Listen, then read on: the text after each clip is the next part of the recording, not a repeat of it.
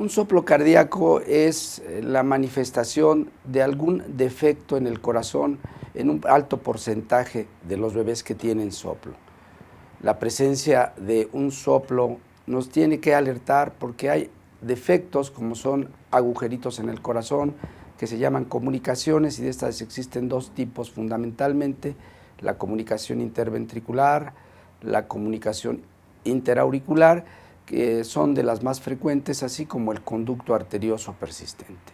Ante la presencia de un soplo, se debe de estudiar al niño por un cardiólogo pediatra.